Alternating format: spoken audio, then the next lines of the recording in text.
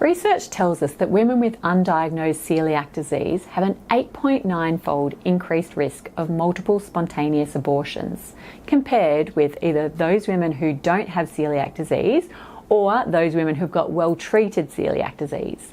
If you've got CD, or if you're someone who's struggling to conceive and don't know why, stay tuned to meet expert celiac dietitian Sally Marchini.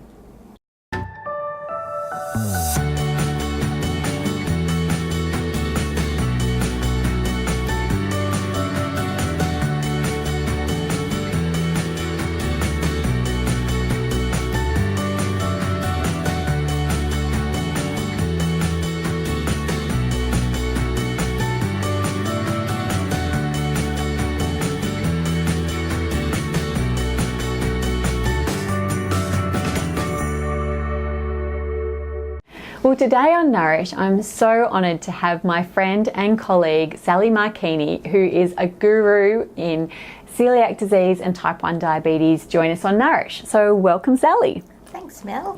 So today we're going to be talking about celiac disease and fertility.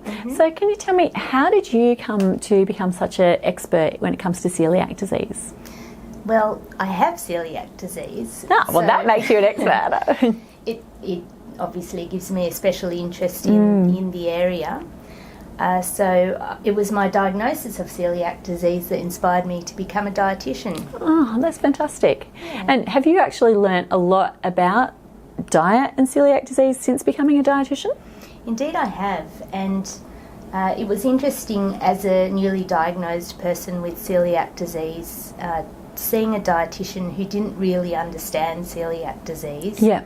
And knowing what I know now, it really does make a lot of difference if dietitians study it carefully, not just based on what they're taught at uni. Yeah, fantastic. So how common is it for women who are struggling to conceive to have undiagnosed celiac disease? Well, undiagnosed celiac disease presents all kinds of problems. Celiac disease is an inflammatory condition. Right. And what it does is that it causes inflammation in the small bowel area, which means there's less surface area for nutrients to be absorbed. So it is a condition of malnutrition. And if we are malnourished, then we don't have the nutrients we need to feed a new baby. So I find that I see a lot of women, both in my clinics and also just online and so forth, who are now following a gluten-free diet for fertility. Why do you think that might be? And do you think that it's important for everyone to follow a gluten-free diet, or just women with celiac disease? That's a really good point, Mel, because if someone does feel better on a gluten-free diet but they haven't been checked for celiac disease, how do they know? Celiac disease can be asymptomatic. You don't need to have symptoms to have celiac disease. And I think that's a really important point to get out. Yes, and also the fact that the gluten-free diet is not healthier as such. And that's interesting to hear from somebody who has celiac disease. Yes, you can have a healthy gluten-free diet, but there are lots of elements to consider in doing that. And so people who need to be strictly gluten-free, because that's the other point, of course, if they happen to have celiac disease and they don't understand the strict gluten-free diet, then they may be allowing cross-contamination, and even just 1 crumb of gluten-containing grains a day on an ongoing basis is enough to cause damage, which can cause the malabsorption of the nutrients. So it's important that people are diagnosed with, at least checked for celiac disease while undergoing a gluten challenge of 6 weeks, 4 slices, or the equivalent of 4 slices of bread a day, before embarking on a gluten-free diet for any other reason. Right. So what about clients who actually have celiac disease? What do they need to do to optimise their fertility? Well, firstly, they need to really know that they are following a strict gluten-free diet, and that's where an accredited practicing dietitian who understands this can help. Right. For example, I see people in my practice who come in and they still have reactions in their bloods showing for celiac disease, even though they say they're following a gluten-free diet. And maybe they're missing those, possible contamination points from not understanding, not having been perhaps taught it properly in the first place. Yeah. And then the other thing that I find is that women don't always, who have got celiac disease, sometimes if they haven't been following it strictly enough, don't meet their micronutrient requirements. So is there some particular micronutrient requirements that you look out for women with celiac disease?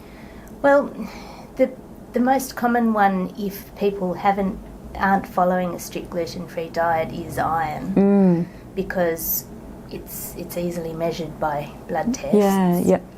But really, it's all nutrients. Right, all micronutrients. Yes. Okay. And just taking a pill. Yes. Doesn't help. Yeah. Because the point is that the body's not absorbing. So you need to be following that very strict gluten-free diet. Yeah.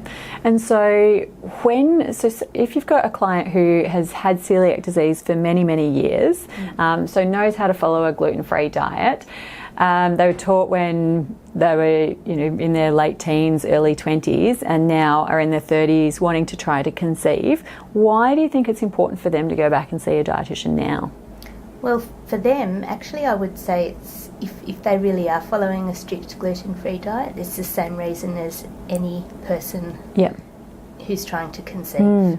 Is preparation so that your body is in the right state to bring another human being into the world. And we're thinking about, the mother's generation as well as the child's generation. And also, I see a lot of people with celiac disease who've had it for a long time who don't necessarily understand the healthy gluten-free diet. And that can impact cardiovascular risk in both the mother and the child. Wow. As well as, many other health conditions. Just because of some of the poorer quality carbohydrates and fats that are found in some of the gluten-free processed foods. Right. So do you have any idea, or maybe just a gut feel, about the percentage of people with celiac disease who don't follow a strict gluten-free diet?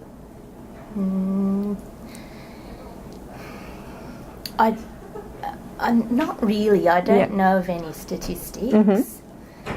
And the people who I see in practice, they wouldn't know. So exactly.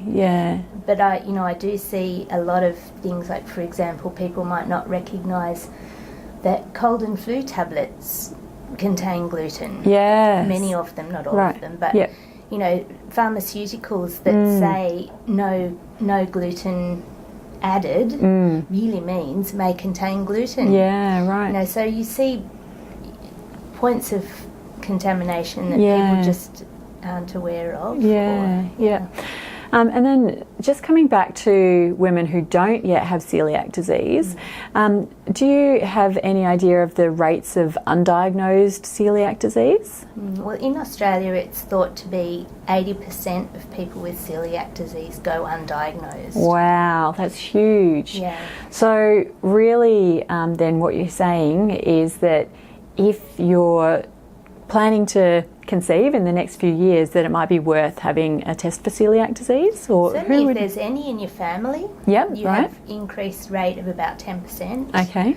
So if there's any celiac disease anywhere in your family, it's worth getting checked. Right. Okay. Fantastic. And if you have any of the recognised symptoms that are, the range of symptoms for celiac disease is enormous. It's not just gastrointestinal symptoms. There's headaches, neurological conditions, skin-related conditions. Anything that could be related to celiac disease, it's worth doing a gluten challenge and at least having the blood tests. Right, fantastic.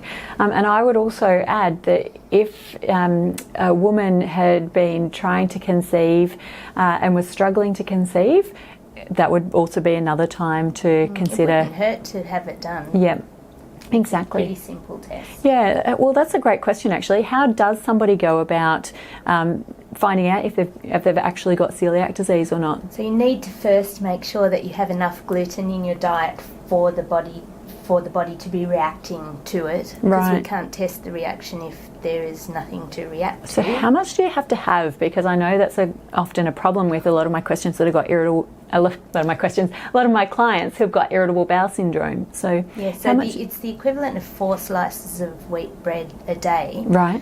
But for example, with irritable bowel syndrome, if you're working with a dietitian who understands both, if the dietitian, for example, I do help people with that, can help you work out a diet that will have enough gluten in it that is still low FODMAP. So it's definitely possible.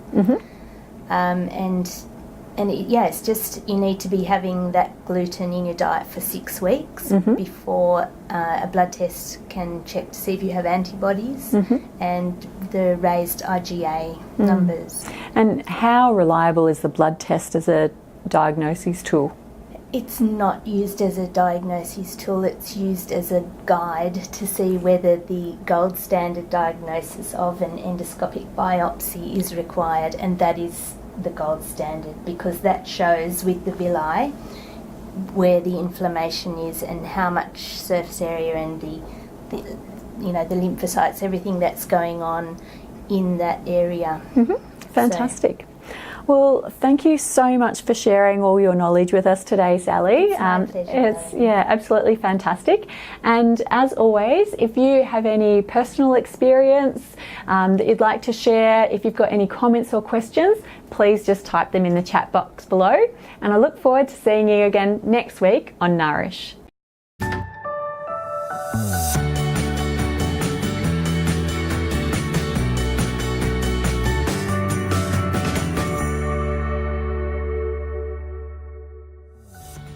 The blood flowing.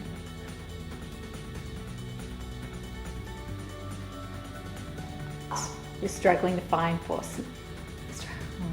It's a delicious way to help prevent your bub from peanut anaphylaxis.